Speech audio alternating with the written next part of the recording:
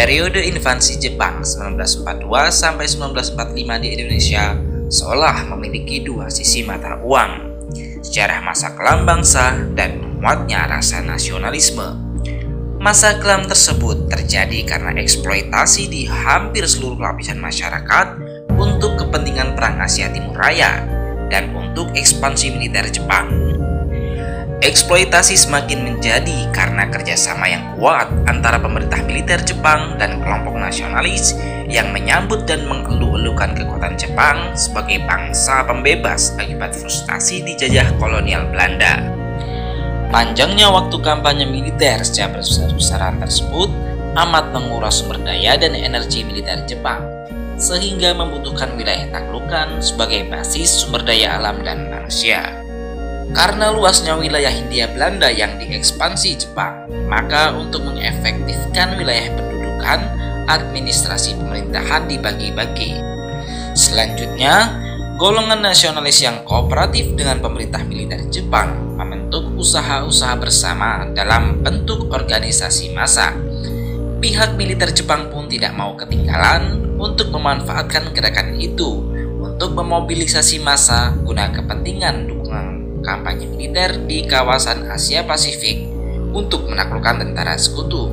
Terbentuklah gerakan 3A dan Putra yang kemudian berganti menjadi Hokokai sebagai wadah pemusatan konsentrasi massa. Kekalahan telak armada Jepang terjadi di Coral Sea dan Midway menyebabkan banyak armada militer termasuk pasukan telah menjadi korban. Kegagalan tersebut membawa implikasi yang besar sehingga praktis kekalahan militer Jepang sudah semakin di depan mata. Kondisi tersebut membuat Jepang membuat keputusan untuk semakin meningkatkan eksploitasi sumber daya yang dimiliki Hindia Belanda, yaitu dengan membentuk Joseon yang melibatkan kelompok nasionalis kooperatif. Salah satu hasil rapat Joseon bersidang pertama kali 16-20 Oktober 1943 adalah menggerakkan tenaga kerja untuk keperluan masyarakat dan perang, yang operasionalisasinya dibentuk pengorganisasian massa dengan membentuk Romusa. Dalam bahasa propaganda ialah prajurit pekerja. Proses rekrutmen dilakukan dengan sistematik karena melibatkan pemerintah setempat. Hal itu dilakukan dengan iming-iming sandang, papan, dan pangan yang layak. Itulah sekelumit mengenai rencana awal eksploitasi manusia sebagai pekerja paksa, dari mulai aturan sampai pada operasionalisasi di lapangan yang langsung melibatkan tokoh nasional yang berpengaruh, perangkat pemerintahan, serta tokoh yang ada di pelosok wilayah desa seperti kiai dan pemuka adat. Romusa merupakan tenaga buruh kerja paksa yang direkrut berumur kira-kira 16-40 tahun, baik perempuan dan laki-laki. Praktik Romusa ini dimobilisasi menggunakan struktur pemerintahan yang paling relatif dekat di level kecamatan, desa, dan rukun tetangga.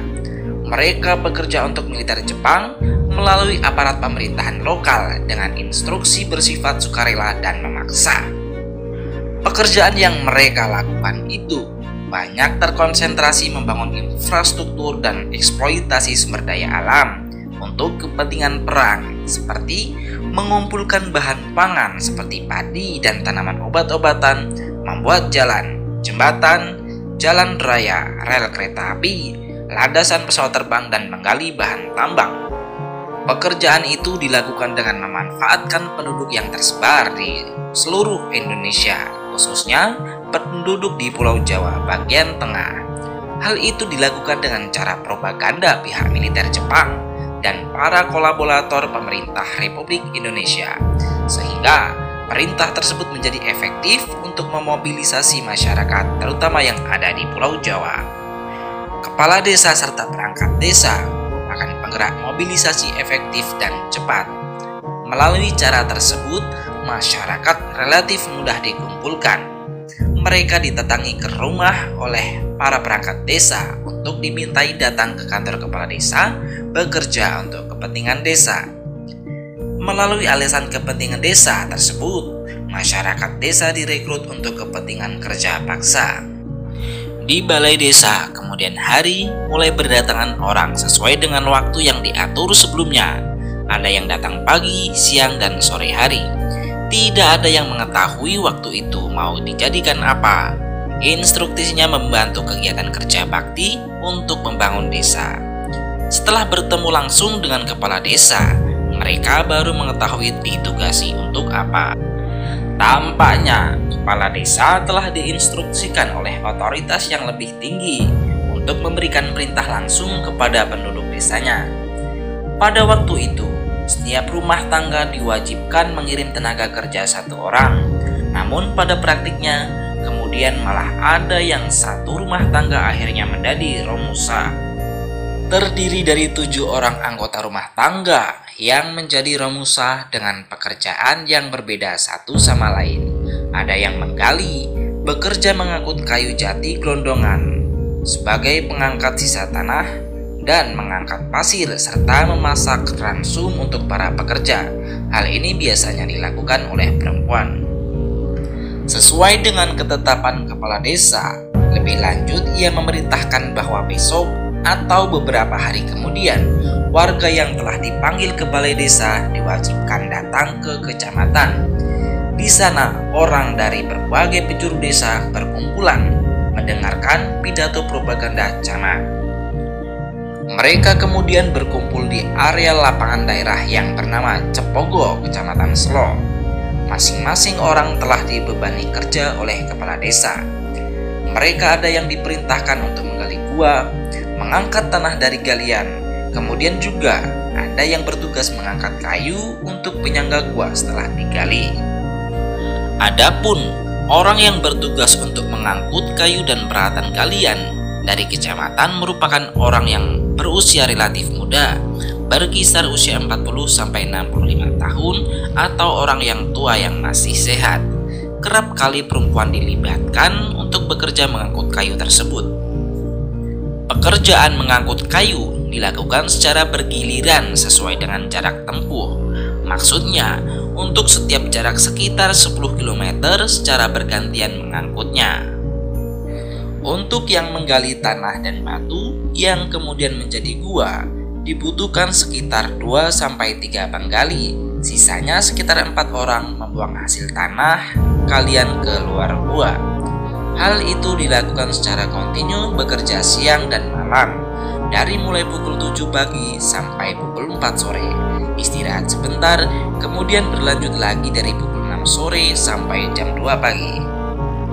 Untuk satu gua yang bertugas menggali di dalam jumlahnya berkisar 6-8 orang. Pekerjaan penggalian ditargetkan setiap hari minimal sampai 1 meter untuk panjang, ketinggian, dan lebar masing-masing 1 meter. Alat-alat yang digunakan untuk menggali berupa linggis panjang, palu bodem, cangkul, skop, dan ember kaleng.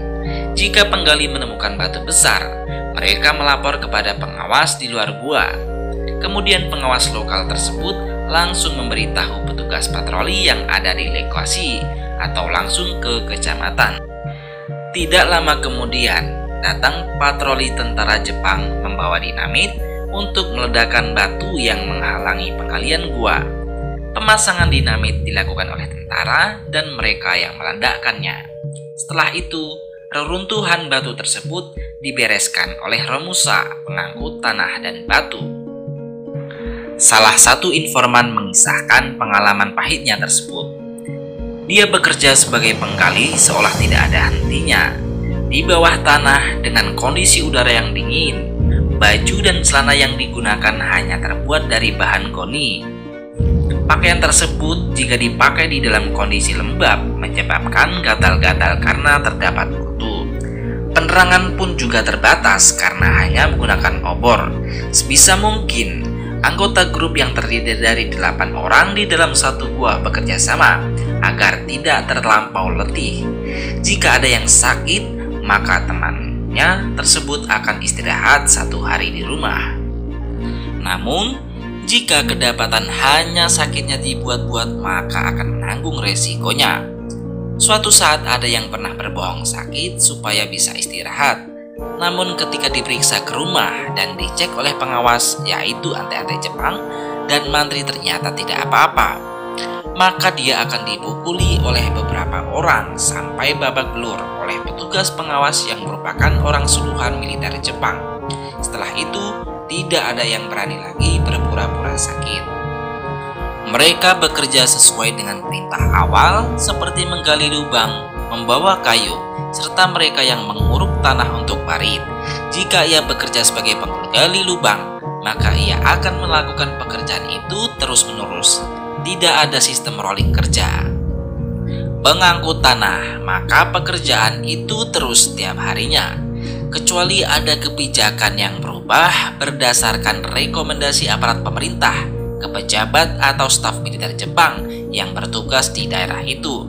Misalkan orang tersebut memiliki keahlian tertentu atau ia merupakan anak dari seseorang yang berpengaruh di desa. Untuk mereka yang bekerja di penggalian gua, kebanyakan adalah orang yang memiliki status sosial yang rendah. Sebelum Jepang masuk, mereka hanya petani buruh atau orang yang bekerja serabutan di desa. Bagi aparat pemerintahan dan elit desa, golongan ini paling banyak dipilih. Dikarenakan mudah untuk dipengaruhi dan sangat patuh terhadap pemerintah otoritas lokal, pengawasan di lapangan dilakukan oleh orang yang dipercaya tentara Jepang untuk mengawasi para pekerja. Beberapa orang ini disebut oleh penduduk setempat disebut antek-antek Jepang. Perlakuan mereka terhadap Romusa menurut informasi lebih galak daripada tentara Jepang yang berpatroli di desa. Artinya, antek-antek itu lebih sering berbuat kasar dengan menampar atau memukul Romusa yang melakukan kesalahan. Antek-antek Jepang itu biasanya orang yang memiliki ilmu silat sebagai tukang pukul. Mereka biasanya kerap berbuat kasar terhadap Romusa yang tidak bekerja rajin. Perlakuan antek-antek Jepang kasar terhadap penduduk, memaksa dan menggunakan cara-cara intimidasi. Kepala desa pun kerap kali tidak berkutik menghadapi olah mereka, karena katanya mereka mendapat perintah langsung dari markas tentara Jepang. Untuk kerja yang relatif ringan, biasanya dapat diperoleh orang-orang yang berasal dari golongan ekonomi ke atas, misalnya anak seorang kiai, tokoh adat, dan masyarakat setempat. Apalagi jika ia orang yang relatif sudah mengenyam pendidikan dasar atau sekolah rakyat, biasanya dipekerjakan sebagai juru tulis atau kurir surat. Kalaupun bekerja fisik, ia hanya sekadar mengangkat kayu atau batu, tidak bekerja berat seperti menggali gua. Waktu bekerja pun hanya sekira 5-7 jam, tergantung kondisi dan kebutuhan saat itu. Ketika Jepang melakukan mobilisasi massa, maka pola mata pencaharian masyarakat sebelumnya berubah. Peristiwa tersebut membuat kehidupan ekonomi praktis tidak berjalan normal dan lumpuh. Untuk membantu kehidupan Romusa, ada ransum dari pemerintahan militer Jepang melalui suatu mekanisme berupa pemberian bahan makanan, beras 2 cangkir seminggu 2 kali, dan beberapa sendok makan garam. Untuk mengambil jatah makanan tersebut, Romusa harus ke kecamatan untuk mengambilnya. Namun jika berhalangan, dapat diwakilkan oleh salah satu anggota rumah tangga. Pemberian bahan makan Romusa ditangani oleh pemerintahan militer Jepang, namun tetap sebagai tenaga operasional menggunakan otoritas setempat. Pada kenyataannya, upah minim berupa beras kualitas rendah tersebut tidak diterima sesuai dengan yang dijanjikan. Padahal ketika mereka disuruh melakukan kerja paksa, dijanjikan oleh pihak yang pemerintah lokal akan mendapatkan upah yang besarannya sesuai dengan kerja yang dilakukan. Kemudian akan mendapatkan makanan dan pakaian yang layak. Namun hal itu tidak menjadi kenyataan di kemudian hari. Para pekerja hanya makan nasi, kerap kali encer dengan ikan asin atau sayur atau pelepah batang pisang. Itu pun lama-kelamaan yang dapat dimakan hanya bubur encer campur gabah, tanpa lauk pauk.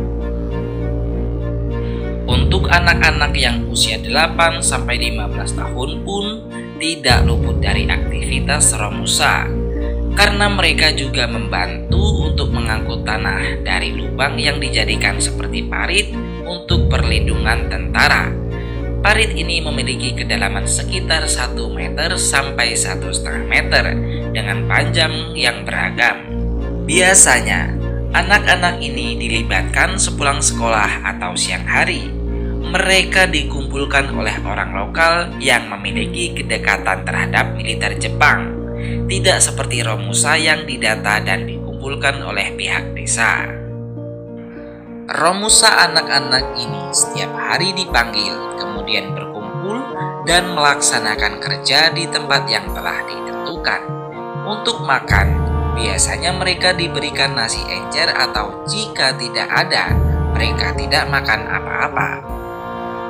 Pekerja Romusa tidak ada niat sedikit pun untuk menolak, apalagi melarikan diri. Karena akibat hierarki yang begitu kuat, akibat proses kolonialisasi Belanda, masyarakat desa sangat tunduk dan takut dengan pengaruh otoritas lokal tersebut. Di samping itu juga, belum ada informasi mengenai keadaan yang sebenarnya, sehingga banyak yang tidak paham dengan kondisi yang tengah terjadi. Informasi menyatakan bahwa tentara Jepang yang ditugasi menjaga hanya sebanyak 5 orang. Mereka datang di pagi hari, siang hari, dan malam hari secara bergantian, mengontrol target pekerjaan bersama dengan aparat dari desa atau kecamatan. Jika ada yang tidak beres di lapangan, mereka konon tidak main pukul, namun marah atau menyuruh mandor yang melakukan tindakan hukuman. Dipukul atau jatah makan tidak ada. Hal itu dilakukan terus sampai mereka kalah perang dengan sekutu dan akhirnya pergi meninggalkan begitu saja Romusanya tanpa pemberitahuan apa-apa. Pemerintah Jepang berhasil mengerahkan sekitar 30.000 orang pekerja Romusa keluar Jawa. Secara keseluruhan, diperkirakan terdapat 4 hingga 10 juta pekerja Romusa pada masa pendudukan Jepang di Indonesia. Tidak hanya keluar Jawa, para tenaga kerja Romusa juga dikirim ke luar negeri seperti Myanmar, Malaysia, dan Thailand. Romusa adalah catatan hitam seorang Soekarno. Ribuan bahkan ratusan ribu nyawa rakyat Indonesia yang begitu mencintai Bung Karno mati dengan cara mengenaskan akibat sistem kerja paksa yang kejam zaman pendudukan Jepang. Ironis, karena justru Bung Karno yang ditugasi Jepang mendata dan merayu rakyatnya memasuki ranah kerja paksa yang mengerikan itu. Bung Karno tahu para Romusa yang dikirim ke Burma hampir 99% mati. Ada yang mati kelaparan, mati disiksa, mati dipenggal kepalanya, mati di dalam gerbong kereta tertutup yang berisi ribuan Romusa. Mereka dipaksa bekerja hingga tinggal kulit pembalut tulang. Bagi Soekarno, ada 2 jalan untuk bekerja menuju Indonesia merdeka. Pertama, dengan tindakan revolusioner yang menurut Bung Karno kita belum siap. Jalan yang kedua adalah dengan bekerja sama dengan Jepang sambil mengkonsolidasikan kekuatan dan menantikan sampai tiba saatnya ia jatuh. Dan Soekarno memilih jalan yang kedua. Katanya, dalam setiap perang ada korban. Tugas dari seorang panglima adalah untuk memenangkan perang, sekalipun akan mengalami kekalahan dalam beberapa pertempuran di jalan. Andai kata terpaksa mengorbankan ribuan nyawa demi menyelamatkan jutaan orang akan dilakukannya. Kita berada dalam suatu perjuangan untuk hidup. Bung Karno menjelaskan, langkah kooperatif dengan Jepang adalah untuk menjaga kepercayaan Jepang kepadanya sebagai pemimpin. Dan Soekarno tahu betul saat itu sudah sangat dekat dengan pintu gerbang kemerdekaan. Terlebih setelah ia dan Hatta diterima Kaisar Tenoheka dan mendapat sinyal tentang dukungan Kaisar Jepang terhadap kemerdekaan Indonesia. Soekarno sendiri tercatat tinggal beberapa hari di Bayah, Banten. Dia turut bekerja bersama para Romusa proyek pembangunan jalur kereta Saketi Bayah direkam secara foto dan video oleh tim propaganda Jepang.